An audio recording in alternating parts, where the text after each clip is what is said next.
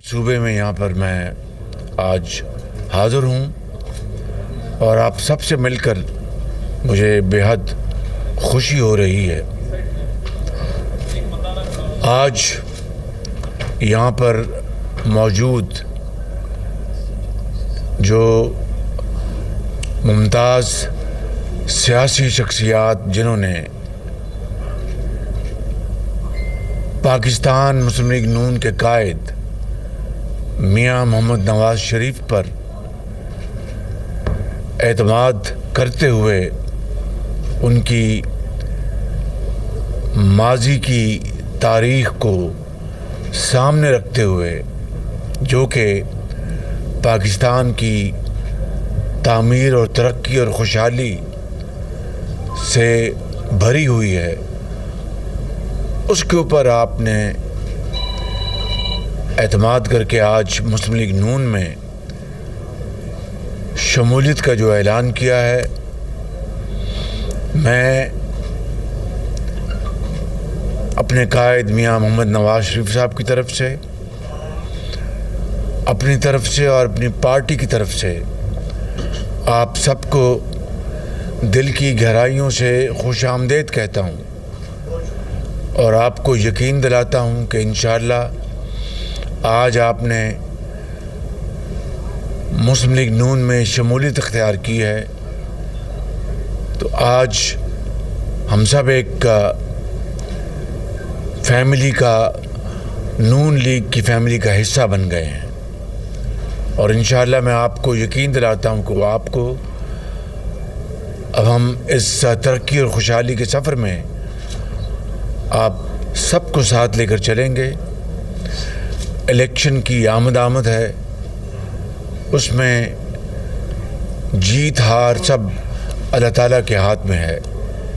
लेकिन कोशिश करना, मेहनत करना ये हमारा बुनियादी फ़र्ज़ है। इसमें मैं जनाब बशीर मेमन साहब को और उनकी टीम को दिली मुबारकबाद पेश करता हूँ कि उन्होंने आपके साथ राब्ते किए, आपको मुस्लिम लीग नून में शामिल करने के लिए कायल किया, मेहनत की। मैं उनको तहसीन पेश करना चाहता और उनके साथियों को कि आज एक सुबह सिंध से एक बहुत बड़ी तादाद में आज दोस्तों ने मुस्लिम लीग नून में शमूलियत इख्तियार की और चंद जो चेहरे जो यहाँ पर मौजूद हैं, जनाब असगर शाह साहब और दूसरे यहाँ पर हमारे साथी मौजूद हैं, उनको मैं ज़ाती तौर पर जानता हूँ। वो नेशनल असम्बली में जब मैं वहाँ था 97 में मेरे साथ थे। तो आज मेरे लिए भी ये बड़ी एक खुशी का दिन है कि सुबह सिंध में मुस्लिम लीग नून दोबारा एक अच्छी ताकतवर जमात बनने जा रही है और मुझे पूरा यकीन है कि आप अपने तावन और अपनी मेहनत से इसमें भरपूर हिस्सा डालेंगे। कुछ लोग अभी बाहर अंदर आ नहीं सके, लेकिन मैं नाम पढ़ देता हूँ और उनका नाम लेकर फिर मैं एक मरतबा शुक्रिया अदा करना चाहता हूँ। यहाँ पर कराची से अख्तर जदून साहब, कैप्टन जमील अहमद साहब, हाजी मुजफ्फर शुजरा साहब, मेहरान शाह साहब, करीम बख्श गबोल साहब, सरदार असलम सासोली साहब, यूसुफ शाह साहब, सलीम कादरी साहब, सरदार नूरुद्दीन संजरानी साहब, याकूब खशखेली साहब,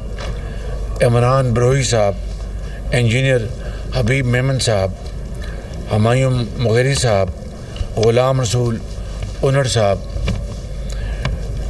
डॉक्टर सतार राजपर साहब, असगर शाह साहब। शाह साहब माशाल्लाह सेहत ठीक ठाक है ना? बिल्कुल। कितनी उम्र होगी अब आपकी? कितनी उम्र हो गई? 80 प्लस। माशाल्लाह बड़ी सेहत तो अल्लाह के फजल से बहुत ठीक ठाक है माशाल्लाह। ठीक। उसके बाद यासिर तालपुर साहब, लगारी साहब, शहजाद जिलानी साहब, अब्दुल रशीद मनफानी साहब, रज़ाक शजरा साहब, हमीद जदून साहब, सरदार तेगानी साहब, यासिर बाबर साहब, ग़ुलाम रसूल उनर साहब, नूर हसन कैसरानी साहब, अली अकबर कलमाती साहब, ये मैंने नाम जो पढ़े हैं, इन्होंने अपनी कमाल मेहरबानी से मुस्लिम लीग नून को मियाँ मोहम्मद नवाज़ शरीफ की क़यादत पर एतमाद करते हुए ज्वाइन किया है। इंशाअल्लाह मैं आपको यकीन दिलाता हूँ कि हम आपके साथ शाना बशाना कदम मिलाकर चलेंगे और आपको यकीनन आपके एतमाद को ठेस नहीं पहुँचाएँगे। आपके एतमाद पर पूरी तरह इंशाअल्लाह हम उतरेंगे। और मैं यहाँ पर बाकी साथियों के साथ शाह साहब का भी शुक्रिया अदा करता हूँ जो हमारे साबिक़ सदर हैं सिंध के, और उनका भी इस पूरे एफर्ट में बड़ा हिस्सा है। मैं उसकी मैं तासीन करता हूँ। इसके अलावा मुझे यहाँ पर कुछ और चंद बातें करनी हैं कि अभी election commission Peshawar high court का जो फैसला आया है सिंबल के हवाले से, उसके बारे में मैं चंद मारूज़ात पेश करना चाहता हूँ। पहली बात तो ये है कि इलेक्शन कमीशन ने पीटीआई के इंट्रा पार्टी इलेक्शन में बेज़ाब्तगियों और धांधलियों के ख़िलाफ़ एक फैक्ट बेस्ड फैसला दिया था, और अब पेशावर हाई कोर्ट का जो फैसला आया है वो इलेक्शन कमीशन के इख्तियार पर हमले के मुतरादिफ है। और जिस तरह 2018 में के इलेक्शन में आरटीएस ने उन पार्टीज़ का मैंडेट छीना था जिसमें पाकिस्तान मुस्लिम लीग नून शामिल है, कि पंजाब में हमारी मेजॉरिटी थी, उसको आरटीएस ने रातों रात उसको फैसले को, अवाम के फैसले को, अवाम के मैंडेट को चोरी किया। मैं समझता हूँ कि जब पेशावर हाई कोर्ट, पेशावर के केपीके सूबे की वो हाई कोर्ट है, एक सूबे की हाई कोर्ट है, वो किस तरीके से पाकिस्तान भर के मामले को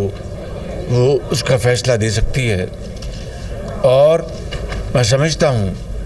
कि ये बात हमारे जहन में रहनी चाहिए कि वहाँ पर केपी में ऐसे कैंडिडेट्स इलेक्शन लड़े हैं जिनका किसी न किसी तरीके से मोहतरम जज साहब के साथ अजीज़दारी है, रिश्तेदारी है। मैं समझता हूँ कि इंसाफ का तकाज़ा ये था, मैं ये बात बड़े अदब से अर्ज़ करना चाहता हूँ कि इंसाफ का तकाज़ा ये था कि जज साहब अपनी अजीज़दारी की बिना पर इस बेंच से अलहदा होते और ऐसे जज का वहाँ पर उनकी तैनाती होती जो कि अबव बोर्ड, जिनका किसी से रिश्तेदारी या उनसे किसी कैंडिडेट के साथ ताल्लुकदारी ना होती। तो मैं समझता हूँ कि ये एक बहुत सेंसिटिव मामला है, और मैं समझता हूँ कि एक सूबे के अंदर हाई कोर्ट वो पाकिस्तान बेस्ड मामले के ऊपर किस तरह फैसला दे सकती है, ये एक सवालिया निशान है, एक सवाल है जिसका जवाब मैं समझता हूँ कि यकीनन ज़ी शऊर अवाम इसका जवाब चाहेंगे। हम 8 फरवरी के इलेक्शन के लिए पूरी तरह तैयार हैं और हम ये नहीं कहते कि मुस्लिम लीग नून के साथ जो 2018 में जो धांधली हुई और जिस बदतरीन धांधली के ज़रिए पीटीआई को इक़्तिदार दिलवाया गया, मुस्लिम लीग नून की सुबह पंजाब में सूबे में मेजॉरिटी थी, मगर इलेक्शन की रात इलेक्शन रिज़ल्ट्स बदले गए और हर जगह वहाँ पर जो मुस्लिम लीग नून के वहाँ पर इलेक्शन के नुमाइंदे थे उनको धक्के मार कर निकाल दिया गया और वहाँ पे डब्बों को बदला गया, जाली वोट डालकर और जेन्युइन वोट उनके ऊपर क्रॉस लगाकर धांधली के ज़रिए सीटें हमारी जीती हुई हरवाई गई। तो मैं समझता हूँ कि हमें उससे सबक हासिल करना चाहिए और आज मैं समझता हूँ कि पूरी कौम अदलिया से इंसाफ पर मबून के वहाँ पर इलेक्शन के नुमाइंदे थे उनको धक्के मार कर निकाल दिया गया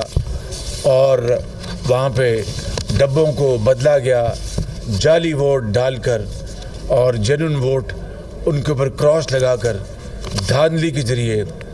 सीटें हमारी जीती हुई हरवाई गई। तो मैं समझता हूँ कि हमें उससे सबक हासिल करना चाहिए और आज मैं समझता हूँ कि पूरी कौम अदलिया से इंसाफ